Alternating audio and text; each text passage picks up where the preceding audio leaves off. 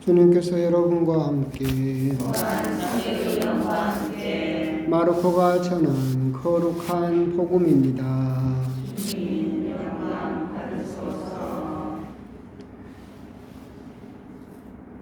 그때 예수님의 이름이 널리 알려져 마침내 헤로데 임금도 소문을 듣게 되었다.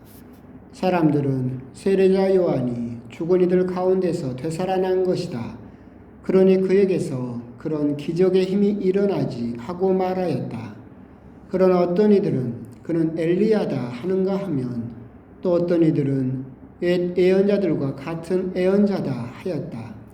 헤로데는 이러한 소문을 듣고 내가 목을 벤 그 요한이 되살아났구나 하고 말하였다. 이 헤로데는 사람을 보내어 요한을 붙잡아 감옥에 묶어둔 일이 있었다. 그의 동생 필리포스의 아내 헤로디아 때문이었는데 헤로데가 이 여자와 혼인하였던 것이다. 그래서 요한은 헤로데에게 동생의 아내를 차지하는 것은 옳지 않습니다 하고 여러 차례 말하였다. 헤로디아는 요한에게 앙심을 품고 그를 죽이려고 하였으나 뜻을 이루지 못하였다.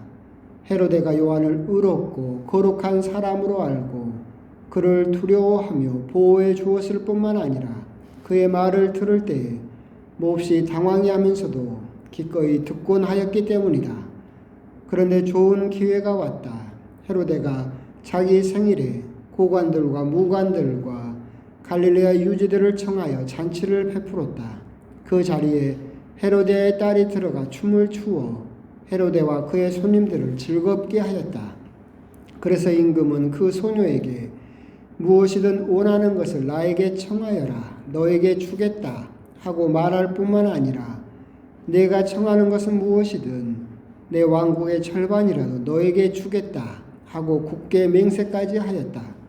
소녀가 나가서 자기 어머니에게 무엇을 청할까요? 하자 그 여자는 세례자 요한의 머리를 요구하여라 라고 일렀다. 소녀는 곧 서둘러 임금에게 가서 당장 세례자 요한의 머리를 쟁반에 담아 저에게 주시기를 바랍니다 하고 청하였다. 임금은 몹시 괴로웠지만 맹세까지 하였고 또 손님들 앞이라 그의 청을 물리치고 싶지 않았다. 그래서 임금은 곧 경비병을 보내며 요한의 머리를 가져오라고 명령하였다. 경비병이 물러가 감옥에서 요한의 목을 베어 머리를 쟁반에 담아다가 소녀에게 주자 소녀는 그것을 자기 어머니에게 주었다. 그 뒤에 요한의 제자들이 소문을 듣고 가서 그의 죽음을 거두어 무덤에 모셨다.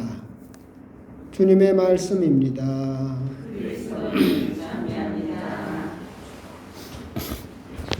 참여해 주님은 눈으로 길이 꽁꽁 막혔고 차도 다니기 힘든데 이 눈 속을 뚫고 또 미사로 오셔서 참 여러분들 대단하시다라는 생각도 듭니다. 이 눈 속을 뚫고 오셔서 기도하고 싶을 만큼 또 청하는 것이 또 그렇게 간절한 만큼 또 오늘 이렇게 눈을 뚫고 들어온 정성을 보셔서 하나님께서 여러분들이 청하는 것을 들어주실 것이다 라고 생각을 합니다. 이렇게 좋게 잘 와놓고도 기껏 와놓고 나한테 아까 그러더라고요. 폭설로 미사 취소 문자를 기다렸는데 끝내 안 와가지고 미사를 나왔다고. 기껏 지팡이 짚고 그렇게 좋은 마음으로 나와놓고 꼭 현관 앞에 서 있는 신부한테 그렇게 꼭 구화를 질러야 되겠어요? 응? 하여튼 그런 좋은 일로 오셨으니까 별로 신경을 쓰지는 않고 오늘 이렇게 미사 오시는 분들 보면서 이제 생각나는 게 있는데 옛날에 지금 이제 은퇴하신 박희동 신부님이 진월동에 계실 때 그 신부님하고 이야기를 하다가 신부님은 그때 저는 대학생이었고 신부님은 어떻게 그 신부의 길을 가게 되었냐 어떻게 성소의 길을 걷게 되셨냐라고 했더니 그 중에 이제 당신이 가장 기억에 남는 게 당신이 이렇게 직장 생활을 하다가 퇴근하면 항상 평일 미사를 열심히 안 빠지고 매일같이 다니셨대요. 그런데 오늘처럼 눈이 엄청나게 와가지고 도저히 성당을 갈 수 없는 그런 상황이었는데 그분 뻥으로는 눈을 막 이렇게 헤치면서 우리나라에 이렇게 온 적이 없어요. 한 번도. 하여튼 눈을 헤치면서 그 미사를 갔는데 그때 거기에서 하느님의 그런 어떤 체험, 경험을 하게 되었다라고 그런 이야기를 하신 적이 있어요. 그러니까 그렇게 따지면 오늘 이 눈을 헤치고 오신 여러분들도 이제 다 신학교 가셔야 되고 순교원 가셔야 되고 그런 생각도 들고 하여튼 참 대단한 신심이다 믿음이다라는 생각과 함께 여러분들의 믿음을 칭찬하고 싶다라는 그런 생각도 듭니다. 오늘 복음은 이제 세례자 요한의 죽음 이야기죠. 그런데 세례자 요한의 죽음에 대한 의미보다도 우리 눈길을 끄는 것은 헤로데가 세례자 요한의 목을 베게 된 여타의 그 과정들, 이야기가 더 우리 눈을 끌게 되죠. 헤로데는 그렇게 세례자 요한을 존경한다고 자기 복음에도 그렇게 있는 것처럼 두려워하고 존중했다라고 했는데 어떻게 그렇게 허망하게 목을 베어서 죽일 수 있었을까? 그런 부분도 우리가 생각해 볼 수 있는 부분이죠. 오늘 복음에 나오는 헤로데는 예수님이 태어나셨을 때 2살 이하의 아이를 전부 죽이라고 명령했던 헤로데 대왕이 아닙니다. 오늘 복음에 나오는 헤로데는 그 헤로데 대왕의 아들인 헤로데 안티파스라는 사람입니다. 헤로데 대왕이 이렇게 유대를 로마에 인정을 받아서 다스리다가 죽고 나서 자기 땅을 이렇게 3명의 아들에게 나눠주는데 아르켈라우스, 안티파스, 필리포스라는 3명의 아들들에게 나누어 주는데 복음에도 나옵니다. 아르켈라우스는 너무 잔인하고 폭정을 일삼아서 이미 기원전 10년도 되기 전에 왕자에 얼마 있지도 못하고 쫓겨나 버렸고 안티파스는 이제 조금 더 시간을 끌게 되는데 이 안티파스, 헤로데 안티파스 이 사람을 생각을 하면 재밌는 부분들이 있어요. 그러니까 자기 아버지 헤로데 대왕은 정통 유대인은 아니었어요. 이방인이었어요. 에돔 사람이었거든요. 근데 왕권을 잡고 나서 자기 정통성을 또 주장해야 되기 때문에 그 당시 그 유대인들의 전 왕조의 공주하고 결혼을 합니다. 미리암이라는 공주와 결혼을 하고 또 유대인들의 지지를 받기 위해서 대대적으로 성전을 건축을 하죠. 굉장히 능력 있는 사람인 것처럼 보였지만 사실 가정적으로는 굉장히 폭력적인 사람이었고 결혼을 6번 했고 부인이 10명 정도 되었고 자녀들도 많았지만 그 자녀들 중에 살아남은 아이가 거의 없습니다. 자기 부인도 죽이고 큰아들도 죽이고 장모도 죽이고 다 죽였어요. 오죽 하도 죽이니까 로마의 황제가 그런 이야기를 했다고 그러잖아요. 야, 저 헤로데 아들로 태어나는 것보다는 헤로데의 돼지로 태어나는 게 더 낫겠다. 최소한 돼지는 안 잡아먹으니까. 유대인들은 돼지고기를 안 먹잖아요. 그러니까 하도 아들이나 그런 가족들을 죽이니까 그런 이야기가 기록에 남아있을 정도로 굉장히 좀 잔혹하고 심성적으로도 악한 사람이었어요. 근데 그 아들 입장에서 헤로데 안티파스라든가 다른 아들 입장에서 보면 굉장히 위험하죠. 자기 아버지한테 조금만 잘못 걸리면 죽어요. 여지없이. 그렇기 때문에 얼마나 눈치를 보고 그렇게 억눌린 심리질을 가지고 자라났을까라는 그런 생각이 들죠. 이 사람이 이제 복음에는 나오지만 아까 땅을 3개 나눠줄 때 헤로데 아르켈라우스 그 다음에 마지막에 필리포스라고 했잖아요. 그런데 이 필리포스가 여기 나오는 필리포스가 아니에요. 이 사람은 다른 배다른 형제가 로마로 도망가 있었어요. 그 사람의 부인과 결혼을 했고 그래서 분봉왕인 그 3번째 필리포스는 아닌데 하여튼 그렇게 제수와 결혼을 했던 것을 세례자 요한이 포중을 하게 되고 그래서 목을 베게 되는 그 과정을 거치게 되는데 이 사람을 곰곰이 보면 이해가 되는 부분이 있어요. 심리적으로 굉장히 위축되어 있는 사람이죠. 인종욕구, 애정결핍으로 인한 인종욕구에 목말라 있던 사람이에요. 이 사람은 세례자 요한을 여기는 두려워하고 보호했고 거룩한 사람으로 알았다, 존경했다라고 되어 있지만 그렇게 허망하게 세례자 요한을 죽인 걸 보면 실제로 존경하지는 않았어요. 이 사람은 다른 사람들로부터의 인정, 즉 아버지나 어머니한테 받지 못한 인정을 다른 사람들로부터 끊임없이 원하는 사람이었죠. 근데 세례자 요한을 살려둔 이유가 뭐냐면 세례자 요한이라는 그 종교 지도자로부터 오는 인정, 또 세례자 요한을 또 따르는 수많은 사람들로부터의 인정을 원했기 때문에 세례자 요한을 그렇게 살려두고 있었던 건데, 잔치를 하면서 이제 많은 사람들의 다른 인정이 있죠. 자기가 한 말이 있는데, 그죠? 이 말을 실천해야 이 모임에, 잔치에 참석한 사람들이 나를 칭찬하고 인정할 거기 때문에 이제 세례자 요한을 가차없이 죽이는 선택을 하게 되죠. 평생 보면 이 사람은 부모에게 그런 인정이나 사랑을 받지 못했기 때문에 평생 다른 사람의 인정과 칭찬에 목말라 있는 사람이었고, 그걸 해주는 사람을 계속해서 찾는 그런 인생을 살게 되었다라고 하는 거죠. 나중에 금방 또 쫓겨나 버리게 되는데, 근데 이런 부분을 생각을 했을 때 또 생각나는 사람이 있어요. 구한말에 우리 조선의 3대 천재라고 불리는 사람 중에 하나가 춘원 이광수였습니다. 근데 이 사람도 재밌는 게, 제일 처음에는 굉장한 독립운동가였어요. 그러다 나중에는 굉장한 친일파가 되죠. 정반대의 삶을 살아요. 그래서 사람들이 궁금한 거예요. 어떻게 그렇게 정반대로 삶을 살까? 춘원 이광수 역시도 10살 때 부모님이 싹 콜레라로 돌아가시고 부모에 대한 사랑을 받지 못했어요.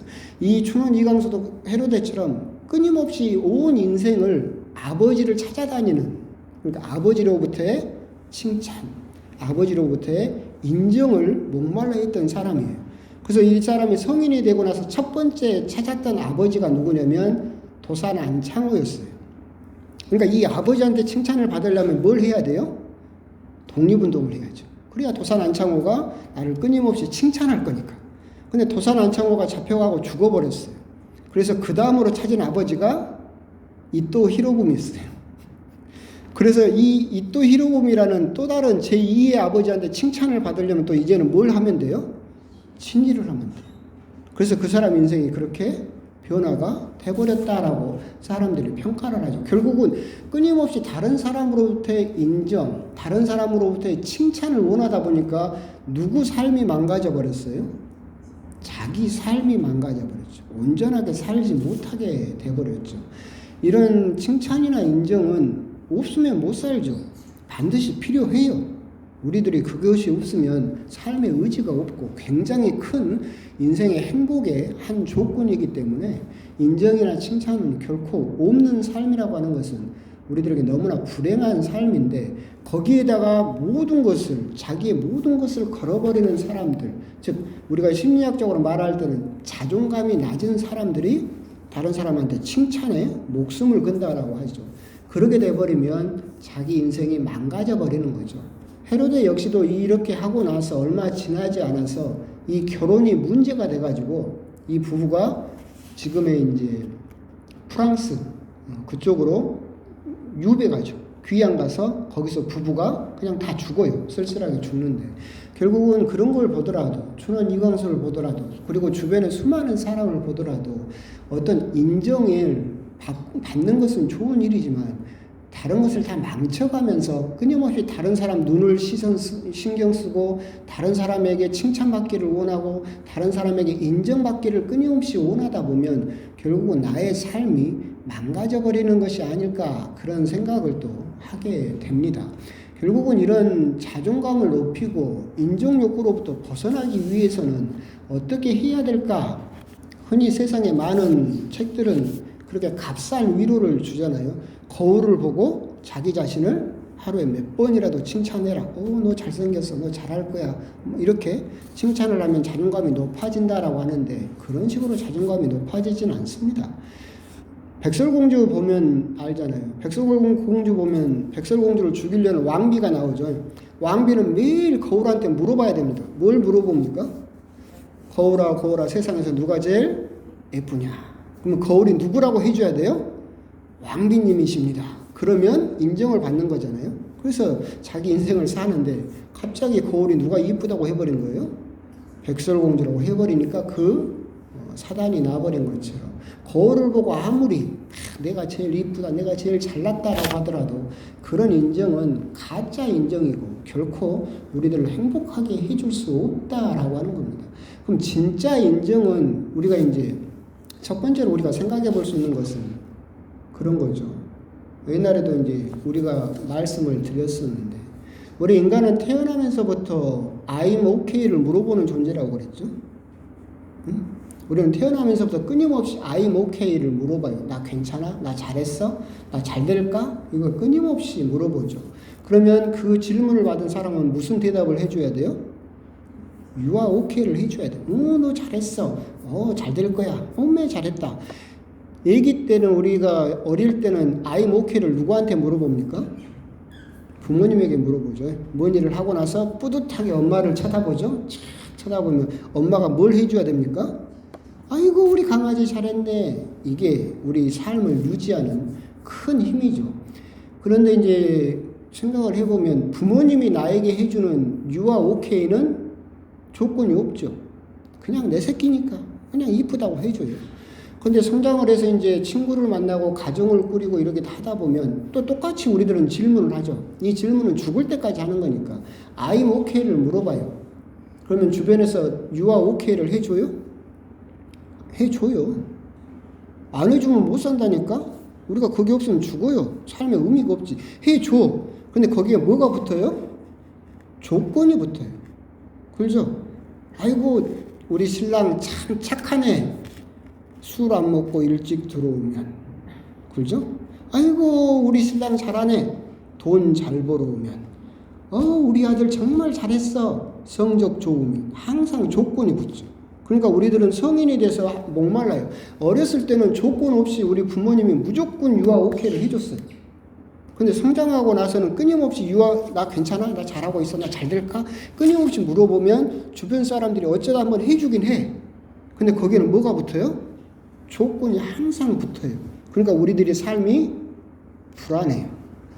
내가 이 조건을 채우지 못하면 금세 나는 거울에서 뭐라고 하는 거예요? 아니요, 더 이쁜 사람은 백설공주입니다. 이런 다른 대답을 들어버릴까봐 우리는 끊임없이 불안하죠. 그래서 이제 심리학에서도 이야기를 하잖아요. 그 I'm okay를 사람에게 그만 물어보고 누구에게 물어봐라? 하느님에게 물어봐. 하느님에게 물어보는 하느님 저 잘했어요? 저 잘 될까요? 저 괜찮아요? 잘하고 있어요? 라고 물어보면 하느님은 뭐라고 해주세요? You are okay를 해주신다.